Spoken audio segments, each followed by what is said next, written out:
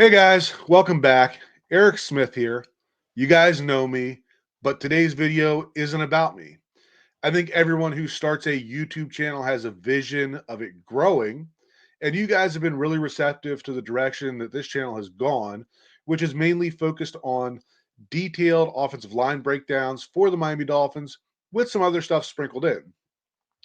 I posted my first videos back in May of 2024, and we've since grown to about 1,100 subscribers. Many times in the comments, there have been requests to ask for additional content. With my availability, especially during the high school football season, it kind of limits the amount of additional time that I would have to keep providing the same level of content with the offensive line and still be able to widen the topics on this channel. Recently, a user on X had reached out to me about wanting to get started in the podcast world, and I saw it as a possible opportunity to grow this channel. We hopped on a call last week, and it was pretty clear, pretty much immediately, that this guy has the same level of attention to detail that I do when breaking down film, and he looks at things from a coaching perspective. So, very much looks at stuff the same way that I do. I want to welcome to the channel Anthony. Right. Hey, how you So, doing? you know, Anthony, I know we've talked a few times over the last week, and I'm glad that we've gotten to where we're actually recording and you get the opportunity to share your knowledge with all of our viewers. Can you give everyone a little background on yourself? Sure. Thanks for having me, Eric. I appreciate it. Appreciate the opportunity to talk some Dolphins football.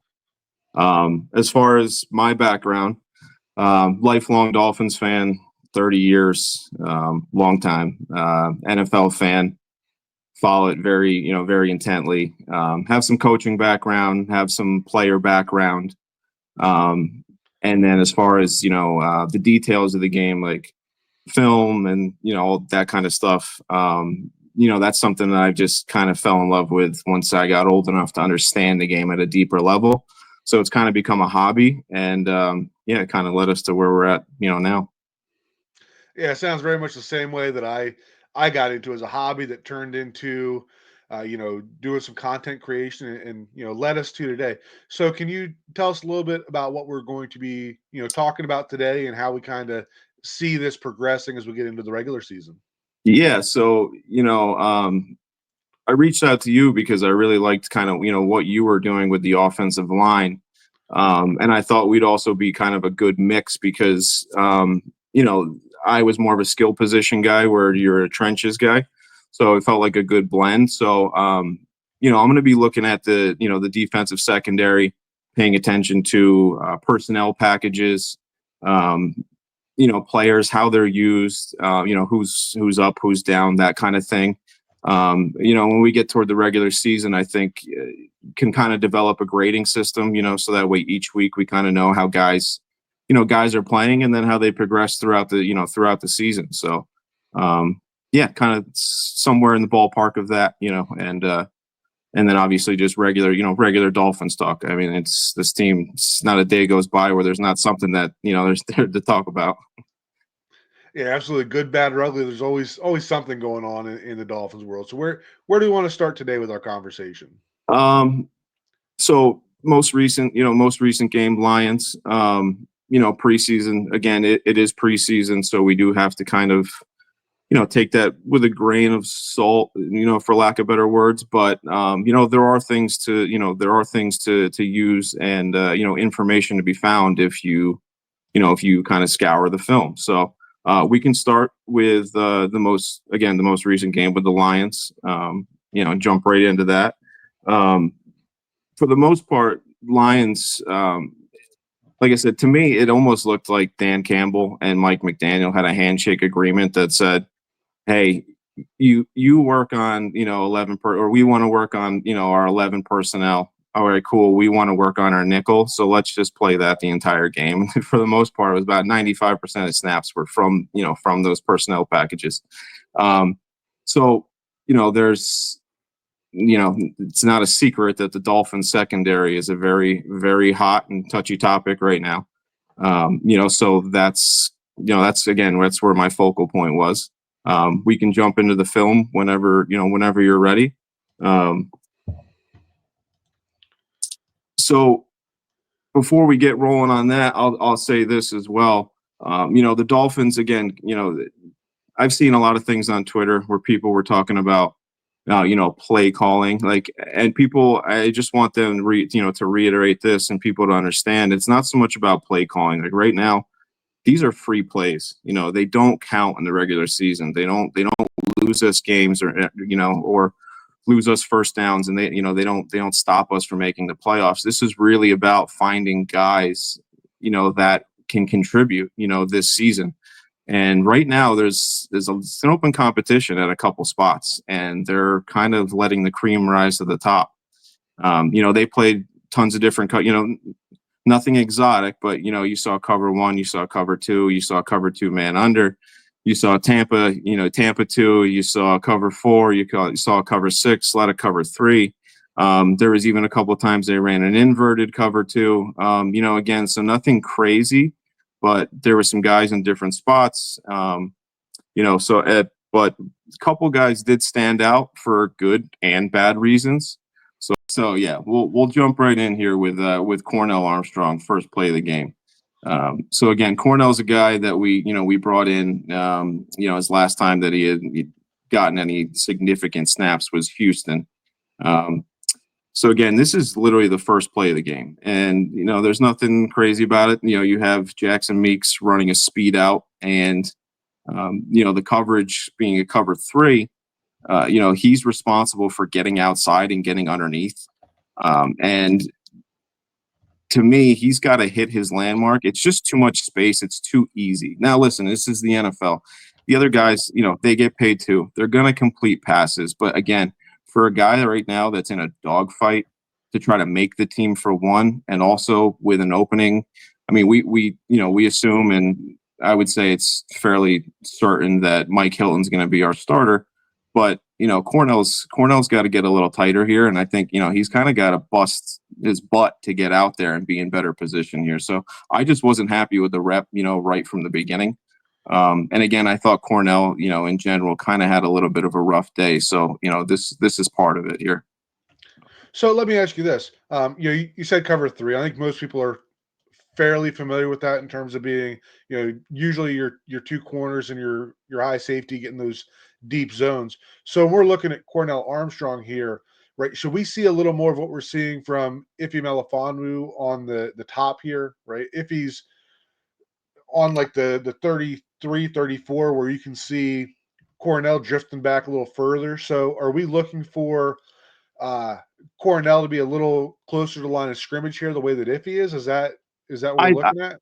I think Cornell just needs to set himself up and get out there a little bit quicker, where he's got his head inside there, where I think it needs to just be a turn sprint and you're not sacrificing any speed.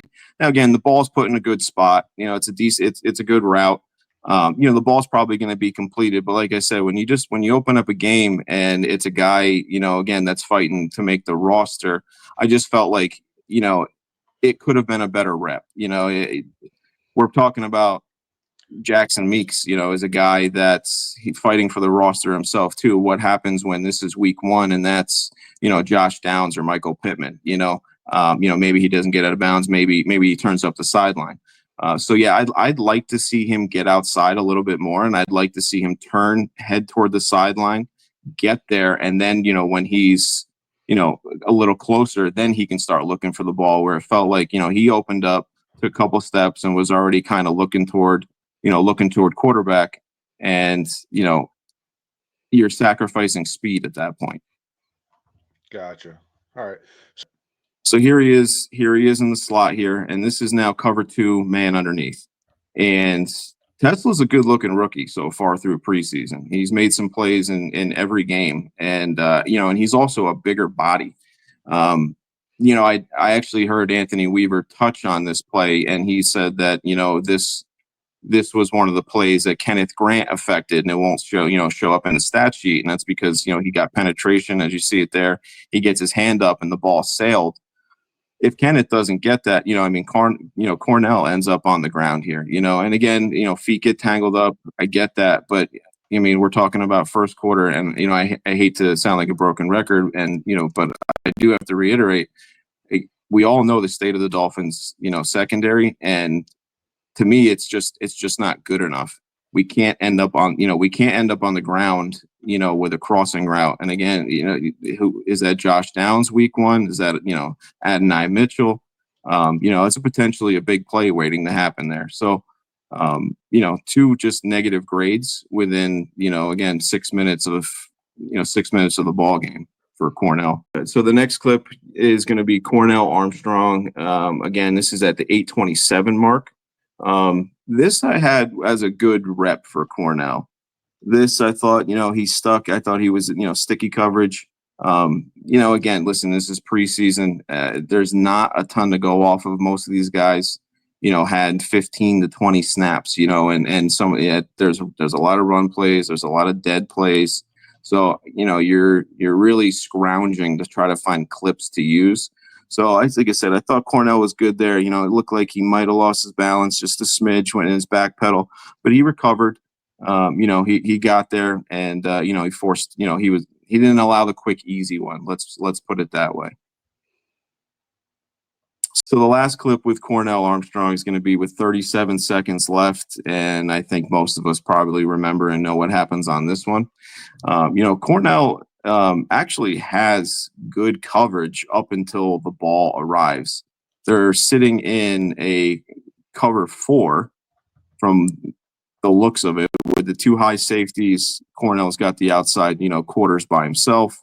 And again, he's matched up with Isaac Tesla. So, it is a tough cover for him, being that Tesla is a big body guy, and you're looking at a little, a jump ball kind of situation. He doesn't bite on the double move there. But at the same time, when it gets down, you got to find a way, to get that ball on the ground. He's in good position the entire time. You have to find a way to either play through the arms, or realistically, I was a little upset with the fact that he really didn't even elevate or get off the ground. Isaac kind of boxes him out a little bit, so we got to be tougher. But again, when you give up a touchdown, you're talking 37 seconds left in the first half. That is a big momentum changing play that cannot happen in the regular season. Those are the kind of things that change games. Teams go into halftime with a totally different feel than, if you held to 3 points, or, even got a stop and held them to nothing. So again, Cornell for me had a little bit of a tough day. I'm happy that we have Mike, because Cornell's really been working mostly just in the slot. And, the Lions game was proof to me that it really isn't good enough. I'm having a hard time believing that Cornell is going to make this 53. With that said, we can roll into, I believe Kendall Sheffield is who's up next.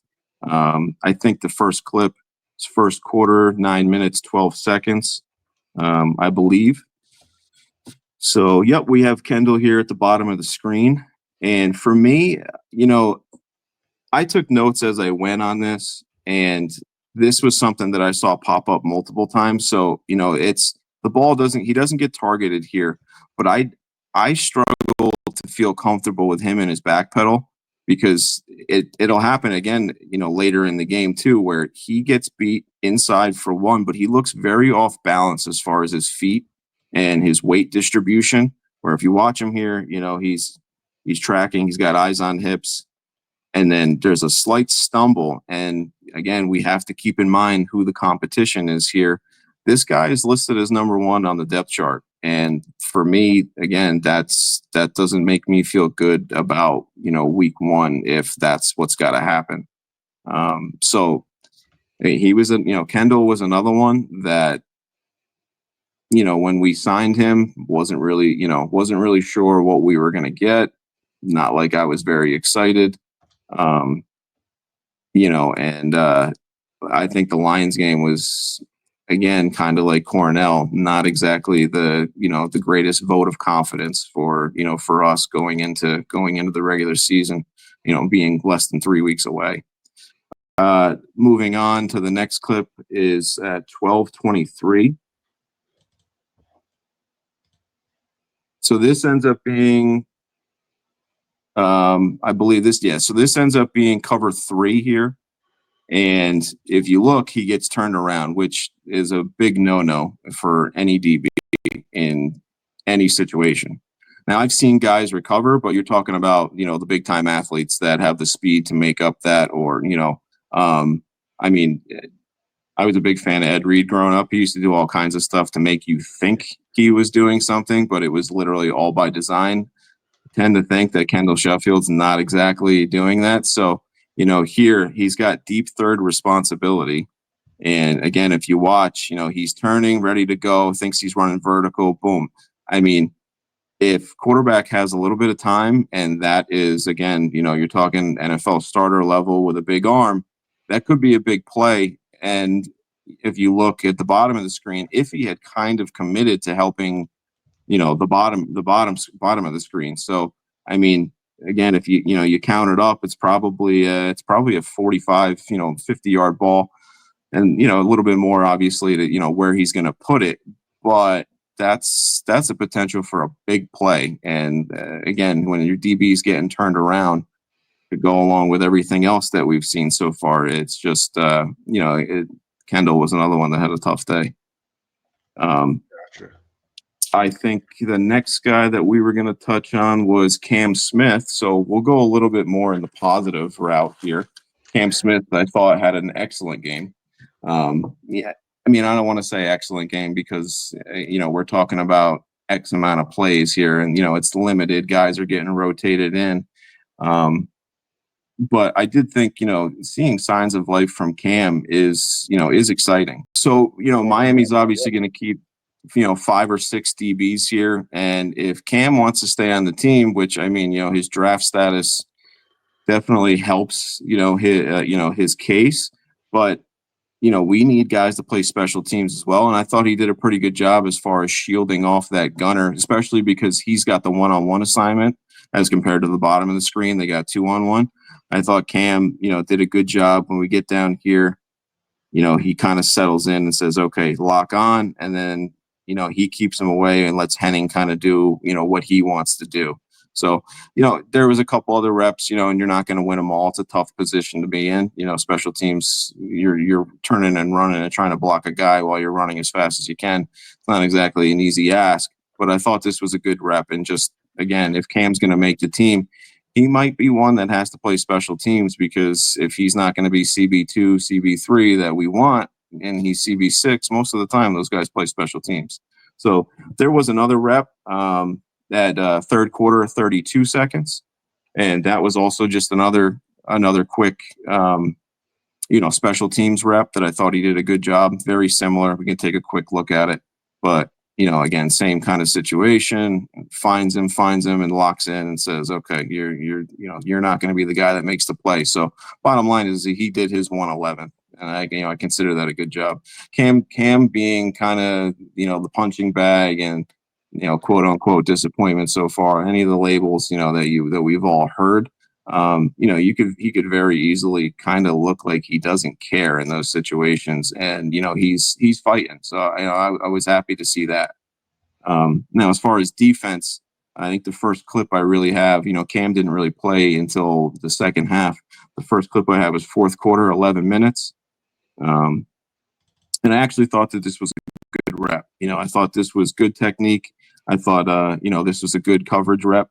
Turn, run, and then and then his click and close there, the way, and then getting his left hand, his front hand in front of the ball with the opposite hand on the backside. It was pretty much textbook. Ball was a little high, but when you take a look at the end zone, the end zone view, if the ball was on target, I don't think Cam's letting that in. So again, I thought, we're looking for positives in a small number of reps for each guy. I thought this was good coverage for Cam. And, if you watch him after the play too, he's, he looks a little fired up too. So there's emotion there, which is, again, good to see with the fist pump. He cares despite, maybe not thinking that he does. We're talking about a second round pick. Not getting on the field or being what we all wanted him to be. There could be, thoughts that, this guy just doesn't care. He doesn't get it. But, him showing emotion, I thought again, it's just something else I was happy to see. Yeah, absolutely agree there. We can move on to another Cam rep, which I believe the next one's only a few plays later at the 10-11 mark. So this play was probably my favorite from Cam, and this got me excited. So here, right, we go. I believe this is a 3rd and 1, so short yardage situation, trying to get off the field. Cam's sitting in a zone, sitting in a flat. This is designed to get Cam, and everybody moving the opposite way. He sees the running back leak out, and then he reads this very well. Hendon's an athlete, and he rides the running back and the receiver, kind of eliminates that. And then if you slow it down, and you can see Hendon actually point to like a fake receiver to try to get some attention behind him, but there's nobody. See right there, he's pointing, and it's kind of like, hey, go, and neither buy it. And Cam commits to stopping the run, leaving the receiver, when Hendon commits to, I'm going to tuck this and get it myself. Sticks his inside shoulder on it, right on his thigh, and drops him. I mean, it was textbook. It was a fantastic play. And again, afterward, the sideline's pumped. He's pumped. So for a guy like Cam that's really trying to figure things out, these are the kind of building blocks and the things that we need to see and we want to see, because we're hoping that they lead to, another good day of practice, and then another good day of practice, and then another, and then another good preseason game with good reps. And then that's how you build confidence back up. So for me, I was really excited about this. Yeah, great play. And then as far as Cam goes, I believe I got one more left that was at $142. Yes. So here, the ball doesn't get there. I believe it's tipped at the line. But again, you're just looking for reps. I thought his click and close was pretty good here. I thought when Meeks kind of settles down, like, again, if that ball gets there, I'm not sure it's complete, because Cam seems to trigger pretty well, right? He's sitting down. Cam's already moving forward. It's tough to tell where the ball would be, but for my money, I got a feeling that's a pass deflection. So let me ask you this. Sure. A term that you've used a couple times here that I want you to elaborate on a little more is click and close. I think I kind of get what it is, but I'd like to hear, an explanation of what you have on that. So yeah, click and close is kind of when you're, as a DB, when you're in a back pedal, or kind of any situation where you are eyes forward looking for something, whether it be the ball or a part of, the receiver's route, where you are sticking foot in the ground and driving and getting to where you need to get to. So, it's tough because it's a little bit of a quick twitch thing. And the quicker you can do it and sync it up with what the receiver's doing, the better chance you're going to have to get there and, make a play on the ball. Does that kind of make sense? Gotcha. Absolutely. All right. I think we have one more player to look at, right? So with Cam, that was all I had. And then Jason Marshall would have been, the last guy who is probably intriguing. The guy that most people want to hear about. Right. Yeah. It was a little bit of a surprise, to see him in the slot when you're watching, because he hasn't done it before. So it was kind of like, whoa, what's going on here? Which, by the way, too, if you look here, they got Isaiah Johnson back there playing safety. So they were experimenting with things. And again, guys, this is the time to do it. There's no wins and losses and statistics, and nothing counts here. This is the time to experiment and see what guys are capable of. So Marshall, though, was exciting and intriguing. Found it interesting, and I wouldn't have thought maybe myself to put him inside. You always wonder, can anybody play inside when you're looking for players? But Marshall being 6'2" and a bigger body, you even heard Weaver in his latest press conference kind of talk about this guy kind of looks like a linebacker, but he's got feet and movement skills of a DB. Usually I mean, we have Mike Hilton, right? So for comparison, and also Cater was our normal, slot. So there's a big difference as far as, the physical prototype, as far as body and, body type, height, weight, that kind of thing. But I thought he held up very well. I thought his physicality showed in multiple ways. It was exciting, actually. It's kind of, it makes you want to watch and see it again, and see where things go. The first snap that we have is second quarter 9:39 mark. So here, he's not going to make the tackle, and it's, he's there, and it ends up being a little bit of an explosive run. My thing is that I wonder, if he's being coached, is he being coached to keep an eye on the quarterback, even though we're not necessarily watching, we're not necessarily going against a, an exactly mobile threat, on the with Allen there. But again, if he's being coached that way, then I can understand why maybe he wouldn't get there and take a little bit tighter of an angle and stick his foot and drive straight down the line because there was space to do it. So again, I'm not going to sit here and tell you that I wanted to grade it negatively or positively. It was just something I wanted to show because, he had blitzed multiple times and been in the backfield multiple times. And I thought that was interesting. And Mike Hilton's a phenomenal blitzer, but he's a little bit more of a sneaky guy when it comes to blitzing. Where Marshall, it's kind of just seems like they were doing it quite a bit. And like I said, regardless if they were ready for it or not, he held up. And we'll see a couple clips like that shortly. I believe the next one is 8:29. So I believe it's either the next play or a couple plays later. Yeah. So on that previous one, I think that you talked about earlier about the preseason just being about getting stuff on film, just getting those plays, getting those reps, right? And I feel like for Jason Marshall, he didn't play in the slot at Florida, right? So he's probably not used to blitzing off the edge the way that he was there. I really like the way that he showed timing that up, right? And now he's seen what it looks like to get in the backfield at that point. So unless he did have the quarterback responsibility, then I would take from that hopefully we see maturity in his angles that he's taking there. And if he was supposed to be going for the running back, that it's easy to sit here and watch it on film and say he should have taken a better angle, but now he has done it in the game, right? And hopefully as we get into the regular season, if they're using him in that role, then hopefully he takes that better angle and ends up with the tackle for loss that we didn't get on that one.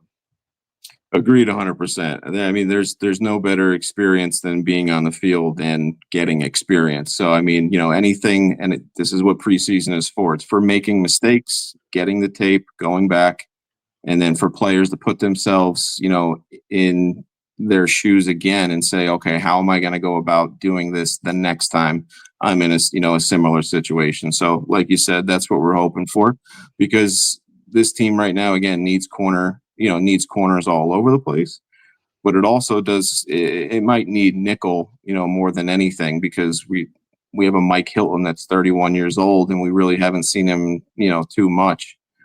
So, they are looking for backups all over and, in depth. If Marshall can supply that and be a little bit different, that could be a really big asset. So again, I think we're at 8:29 here. Nothing crazy in this rep, but again, the biggest thing is that I just wanted to show his physicality. We have to remember that this is a corner. This guy, drives back the receiver, gets, arm extension, gets rid of him, and then cleans up the tackle. Like, just watching the way he does, it gives me confidence that if this guy, can get his hands on you, he's not letting go. And considering how bad Miami's tackling and the secondary was last year, that's something, again, that I think needs to be, at the top of the list for, who we're going to play and who's going to be on the field. So again, just wanted to show his physicality because it's evident, when you watch him play. The next clip is 7:48, and it's again just a quick demonstration, of the physicality that he plays with. And like I said, I thought that was something to highlight. So we'll take a look here. Again, boom, driving him back. Again, he's not involved in the play. You can sit there and say, oh, who really cares? He's not involved in the play. Like I said, you're just looking for traits. You're just looking for traits right now. You're looking for things that guys can do. And he's showcasing over and over that, if you want to do something with some pop, he can be that kind of guy. He's not afraid to get in there as a DB and mix it up a little bit. So, the next one I have is, and this is one of those, kind of the same thing, that Cornell had going, in the beginning, where, if you look, his eyes are in the backfield, where the technique needs to kind of be, on the eyes of the receiver. But at the same time, when, you have a landmark, to hit, your eyes, younger guys like to watch the corner or watch the quarterback, because they think they can jump and make a play on the ball, and everybody wants a pick. But in reality, in the NFL, it really doesn't work that way. You get picks by being in the right spot at the right time. So for me, again, these are NFL guys, they get paid too. There's going to be completions, but for a new position, and it's a new position for Marshall. So I'm not expecting perfection, but it was just one of those things where, hey, you go back and say, hey, Marsh, listen, we need to get our, we need to get our eyes, where they belong. And I need to see you buzzing outside, quicker and with focus on getting outside, rather than trying to get outside while watching the quarterback at the same time. To get where you need to get, then look for the ball. So just little things, again, I hate to sound like I'm beating a dead horse here, but when you're looking at 15 plays for each guy, you're trying to scrounge up anything you can get that, you might be able to use as a talking point. So, Absolutely. do have another one for March, and I believe this one's at 114, which I believe is the play right after. This was another one. Again, zone coverage just underneath, just was another one, another example of him coming down and just wrapping up completely. He's a legit form tackler. It seems we've seen him make three now, and he wraps up, drives to the ground. And if you look at the way, to me, it just seems like he's bigger than everybody that he's tackling. And that's Tesla as well, who's a bigger guy. And it just seems like he's the biggest guy out there. So I don't know.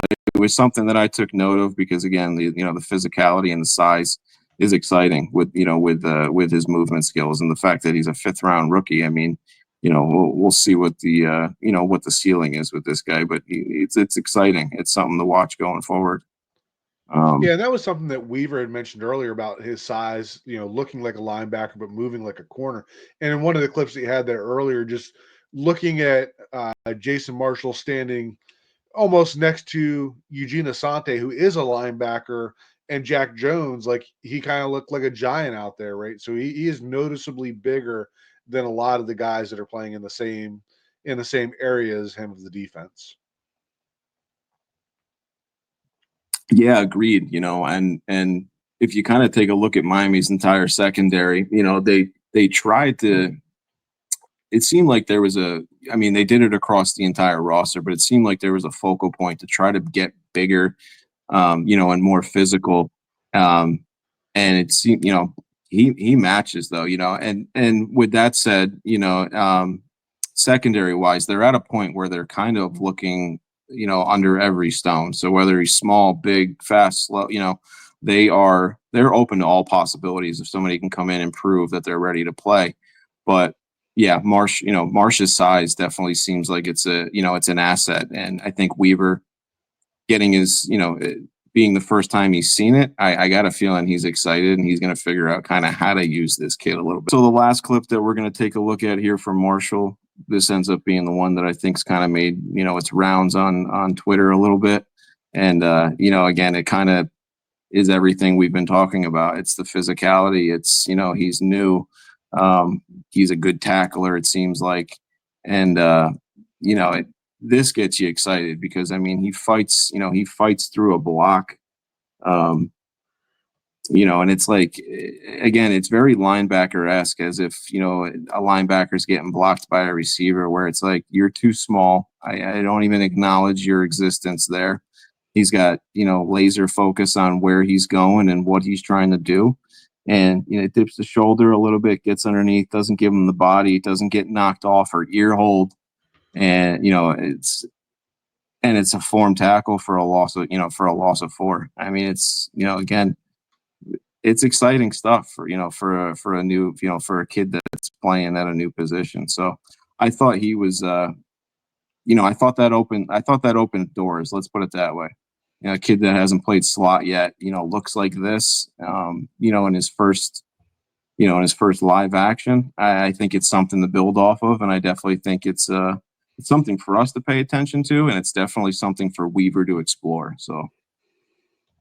Yeah, absolutely. So let me ask you this: as we're heading into preseason game 3, probably going to see a little more of the starters, a little more of a dress rehearsal. Is there somebody coming out of this game? I think that Jason Marshall is probably at least one of those, right? But outside of Jason Marshall, was there somebody in this game that you felt, kind of made an impact where you felt like he should get more of a look with the starters? Um, so yeah, I mean, definitely Marshall. I agree on that. To be honest with you, just going through everything that we know up to this point, not just the Lions game, guys like Cornell and Sheff, these guys are kind of falling down rather than rising. I would really like to see Cam Smith build on what he just did in this game, and hopefully, because from what it seems like, the comments that Mike has said, and especially Weave, is it's a confidence thing. I've heard other guys talk about how, it was one double move, and after that it broke him. I don't know how true that is, but if it's a guy struggling for confidence, I think what he did there, a couple of those plays were something maybe that helped him get going. So, and we're talking about a second round pick here, and I remember, his rookie year. I mean, there was highlights of him diving and breaking up passes in practice. I thought he made some plays in the first preseason game. I was excited about Cam right off the rip. So I'm kind of just like everybody else, kind of still holding out hope. You don't want to give up on a second round pick that, you've seen, flashes of really good things. So I'm hoping Cam gets a little bit more of an opportunity here, knowing that some of the other guys probably should get less of an opportunity. Yeah, that makes sense. I think that, Cam has always kind of flashed. I think one of the biggest things for him is just his ability to stay on the field. We've heard that talked about with, how he doesn't necessarily take care of his body. So, and he, obviously has been dinged up a couple of times already through this offseason and preseason. But I agree completely. I think that, Cam Smith, in terms of talent wise, best case scenario would be to be able to see him, rise up and be at least part of that rotation with the cornerback room, because has all the talent in the world, right? Just needs to show that confidence, consistency, and the ability to stay on the field. So with Jason Marshall, do you see him being a player that can contribute from week 1 of the regular season? Like we talk about, the different personnel packages. I think we're going to see a lot of different combinations across the defense. And we talk about, they're playing Marshall in the slot, and he seemed to have at least put some good film out there to begin. And he's a very different player than Mike Hilton. So do you see him being the type of player that we may see, based on the offense's personnel and maybe down in distance, whether it's a run type scenario? Do you see Marshall being a player that we could see getting, I don't know, 10, 15, 20 snaps from the start of the season? So I think we have to kind of figure out first is what's this room going to look like when week 1 comes around? Because I don't think it's done. I think there's changes to come. It seems like, right, there's a visit or there's a rumor every day, right? So we have to really see how many guys we end up with that are locks, right? We know that there's a couple, but before we start guessing at who 5 and 6 are going to be and what their role is, if any, we have to see what that looks like first. And then after that, just being a rookie, I think it's tough to forecast, especially early in the season, what guys can and can't do. But I think you hit the nail on the head there by mentioning, if there's certain packages where, it's not going to be a confusing situation for a rookie to try to figure out on the fly. We're not sitting in that room with him where we know how well he's picking up on things as far as plays, right? Again, preseason's very vanilla. This is the coverages that, just about any, avid football fan kind of knows, So I don't think you can make any guarantees, but if we end up seeing maybe a Brian Flores cover zero, kind of look with 7 guys on the line of scrimmage, I don't see why he couldn't be one of the edge guys, but you're talking about a very specific scenario. So yeah, as a betting man, I'm just not sure I'd be willing to put my money on either side quite yet. Yeah, But fair it is enough. exciting. So yes, so you had mentioned, that every day there's something new. One of the guys that we just signed was Cam Dantzler. Um, I want you to share your opinions on him a little bit, and where you kind of see him. Like, do you see him coming in and playing that big slot type role that we just all saw Jason Marshall playing? Do you see him more as a perimeter guy? What are your thoughts on Cam Dantzler? So I got this news a little late. As you know, I work overnight, so I didn't get a chance to really dive into it until later. But I had already told you too. I'm excited about this one. Mhm. I do realize I have to temper expectations for anybody that's signed mid-August at this point. There's a reason why they're still out there, right? But with that said, going off of what we just kind of looked at with some guys that are playing the boundary, and Dantzler is a boundary guy. He's a bigger body. I have him listed at 6'2", 190. So, I mean, we just saw Marshall go into the slot, but as far as PFF grades, and stats, he's very rarely been in the slot. He is mostly predominantly just a boundary guy. It's a guy who was a 3rd-round pick, so he's, he is talented, or he had it when he was coming out. His most recent stint was with the Memphis Showboats, where he was 5th among DBs with over 200 snaps. So I think, competition aside, that's obviously something positive. And I got a chance to dive into some of the film, again, for 2 games that he had played, in 2022 when he was with the Vikings. And, I watched him play against, Green Bay week 1. And then there was another game I watched him play against Arizona, and he was matched up with Hopkins. It was when Nuke was there. And, again, I saw a good tackler, which I found interesting because that was actually the opposite of what it was on his draft profile coming out. So that he was, would need work in the tackling department. But from everything that I saw, it looked similar to Marshall, not afraid to stick his nose in there, physical, uses the shoulder pad. And I liked his movement skills. I love the fact that he's a 6'2", but he's a lanky 6'2" too. He's long, and for my money, he looked pretty smooth. So, I think, considering, they make cuts, down to 53 in a week, he's got to make a good impression. He's got to make it fast. I don't know how much of an opportunity he's going to get, in the game coming up. But or how many practices, and how many reps he's going to get. But he is a guy from a physical standpoint, and just kind of looking at his history of things, it looked like it was a little bit more of maybe a maturity and a mental issue as to why he hasn't continued to play in the NFL and why there's a gap kind of in his his work history. But he was one, like I said, when you look at all the things that aside, I was excited about. So, again, tempering expectations, but intriguing prospect. Let's put it that way. Fair enough.